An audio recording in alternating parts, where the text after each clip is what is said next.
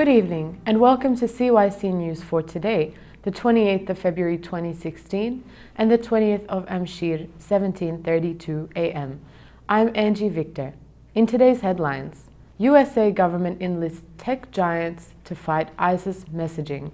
Fukushima meltdown announcement was made months late. Greece recalling ambassador to Austria over migrant crisis. Oil process could become $50 a barrel within 1 year. Kerry defends Syria ceasefire as Pentagon admits skepticism over deal.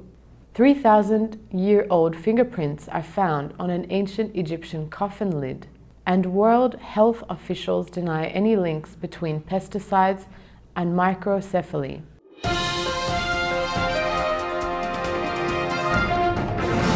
Seeking to bolster its effort to counter ISIS messaging on social media, the Obama administration is assembling something of a high-tech dream team to battle the terrorist group online. At a meeting conducted at the Justice Department on Wednesday, executives from Apple, Twitter, Snapchat, Facebook, MTV, and BuzzFeed offered their input to top counterintelligence officials, according to an industry source familiar with the meeting. Nick Rasmussen, director of the National Counterterrorism Center, told the group the administration is making strides in combating ISIS on social media, where the terrorist army has inspired potential lone wolf assailants to carry out attacks. We've seen more aggressive takedowns across social media platforms, which is a really good thing, Rasmussen was quoted as saying by the source at the gathering. Apple's participation in the meeting is notable given the high-tech firm's clash with the administration over the company's use of encryption to shield customers' data on its popular smartphones. The reactor meltdown at the Fukushima Daiichi nuclear plant, hit by a devastating tsunami in 2011, should have been announced much sooner, the operator admitted this week. In a statement, the Tokyo Electric Power Company, TEPCO, said that a public declaration of the meltdown should have been done within days of the disaster. It did not reveal that a meltdown was taking place for almost 2 months. More than 160,000 people were evacuated from the area near the Fukushima meltdown, and the worst nuclear accident since the 1986 Chernobyl disaster. Greece on Thursday said it is recalling its ambassador to Austria amid disagreements over the handling of Europe's migrant crisis.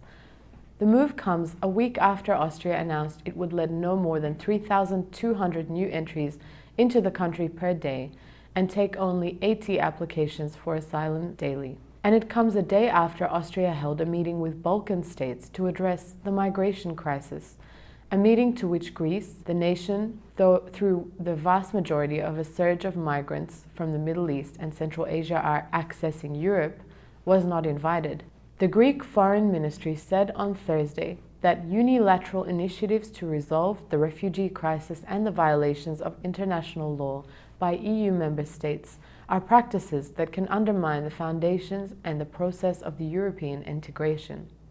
Oil prices could move back above $50 a barrel within a year as an OPEC initiative to freeze production gains for support and smaller producers go to the wall. That's the view of Qatar's energy minister, Mohammed bin Saleh Al Sada, who also holds the rotating presidency of OPEC.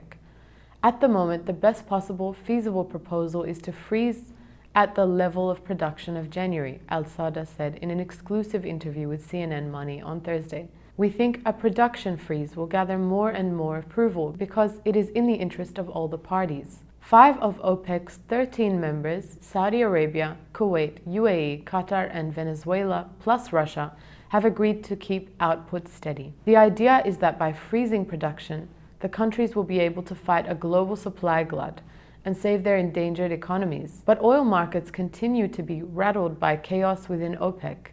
Iran has blasted the production freeze as a joke, and Saudi Arabia says it is not prepared to cut output. Iran is on a mission to ramp up oil production now that sanctions have been lifted. But the country's return couldn't have come at a worse time for an oil market already drowning in excess supply. Al Sada said Iran had voiced support for any measures to stabilize the market, but admitted it had also asked for special consideration. That is their position, of course, and we respect their position, he said. Iraq also wants to boost production as it tries to rebuild its war-shattered economy. A storm system that rocked the United States East Coast on Wednesday cost people their lives and families their homes, but many said they were grateful that they survived the ordeal. More than a dozen tornadoes touched down. Hail the size of golf balls rained from the sky, and near 100 miles per hour winds were recorded in Florida. The severe threat in regards to hail and tornadoes is over. However, the backside of this low-pressure system could bring snow to the Great Lakes and blustery winds to the northeast, according to CNN meteorologist Judson Jones. It's still pretty strong, CNN meteorologist Tom Sater said. We've got massive winds right now that are still creating the blizzard conditions in the Great Lakes. We still have a threat for severe weather from around the Philadelphia area to New York City. The United States and China have reached an agreement on a new United Nations Security Council draft resolution aimed at punishing North Korea in the wake of its recent nuclear test and for violating previous resolutions, a Security Council diplomat told CNN on Wednesday. The resolution is going to be described as the toughest yet on Pyongyang. The U.S. ambassador to the UN, Samantha Power, will submit the draft sanctions to the Security Council on Thursday, said Curtis Cooper, the acting spokesman for the U.S. mission to the UN. According to the diplomat, the text of the draft is not yet available, but the document will likely be voted in by the full Security Council in a couple of days, once other nations have an opportunity to weigh in on the language.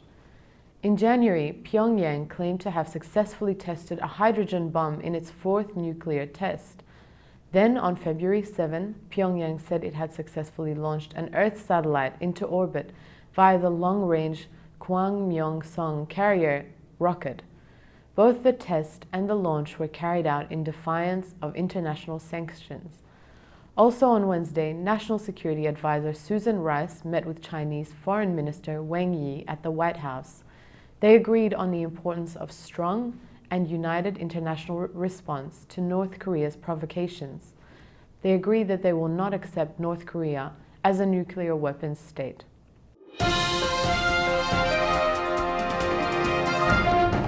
In Washington, Secretary of State John Kerry defended U.S. efforts to forge a Syria ceasefire with Russia, even as lawmakers questioned the deal, and Pentagon officials acknowledged skepticism that it will work. Kerry was challenged on the ceasefire set to begin Friday as he presented the administration's final budget request for the State Department to Congress a day after President Barack Obama and Russian President Vladimir Putin finalized the agreement. When CNN asked the Pentagon spokesman Peter Cook about Secretary of Defense Ash Carter's confidence that Russia would adhere to the arrangement, he referred to a certain dose of skepticism surrounding it. In a Senate hearing, however, Kerry spoke of Russian backing being key to the deal being reached, despite tensions between the two countries over competing military operations in Syria. Kerry said that without support from Moscow, the ceasefire couldn't have happened, and more than 100 trucks of badly needed humanitarian aid wouldn't have been delivered this week. But lawmakers expressed concern about the ceasefire. Tennessee Republican Bob Corker, chairman of the Senate Foreign Relations Committee, questioned Russia's intentions, noting that in Syria it has repeatedly targeted US-backed rebels and continued to kill those that are our friends and allies. The agreement reached by Obama and Putin requires all sides to agree to adhere to the ceasefire, which applies to all groups except ISIS, the Al-Qaeda offshoot al-Nusra, and any other group deemed a terrorist organization by the United Nations. The Syrian government said it would end its combat operations, while the opposition has indicated its acceptance will depend on whether the Assad regime and its sieges and airstrikes on civilians. Kerry added that the agreement offered the best possibility for dealing with the streams of Syrian refugees that have destabilized Europe. Still in Washington, President Barack Obama will become the first sitting U.S. president to visit Cuba in 88 years when he visits Havana in March. White House Press Secretary Josh Earnest announced on Thursday. The visit, which is scheduled for March 21 to 22, is another big step by the administration in ongoing efforts to normalize diplomatic relations with Cuba. The president announced the news via Twitter on Thursday. He tweeted, 14 months ago, I announced that we would begin normalizing relations with Cuba, and we've already made significant progress. Our flag lies over our embassy in Havana once again. More Americans are traveling to Cuba than at any time in the last 50 years. In the UK, researchers at Cambridge Fitzwilliam Museum have found 3,000-year-old fingerprints on the lid of an Egyptian coffin. The fingerprints were left by craftsmen who made a mistake and touched it before the varnish dried, Helen Strudwick, an Egyptologist at the museum, told CNN. The discovery was made in 2005, but has not been publicized so far. This finding brings us closer to the people who made the coffins, the museum said in a statement. The fingerprints were on an inner coffin lid believed to have belonged to a priest called Nes Power Shefit, also known as Nes Amun, who was the chief of scribes of the temple of Amun-Re at Thebes. Over to Iraq. The Iraq's Deputy Health Minister, Dr. Jassim Al-Falahi, told CNN on Sunday, "Thank God." His sigh of relief was over the discovery of some potentially deadly radioactive material that had been missing for months. We found the missing radioactive material inside its case with no damages, he said. The incident was reported to the International Atomic Energy Agency in November. The item in question, an industrial radiography device about the size of a laptop, was found apparently undamaged on Sunday near a patrol station in the southern Iraqi town of Zubair. The fear was that the material, which has the potential to harm many, could have fallen into the hands of ISIS or another terror group. But according to Al-Falahi, everything was in proper order when it was found, and no damage had occurred. No one, it seems, is immune to the danger of laser beams aimed at commercial airplanes, not even Pope Francis. In a statement released on Wednesday, Alitalia said one of its crews, plus those on another aircraft in the area, noticed a laser light from the ground as the pontiff's plane prepared to touch down in Mexico City.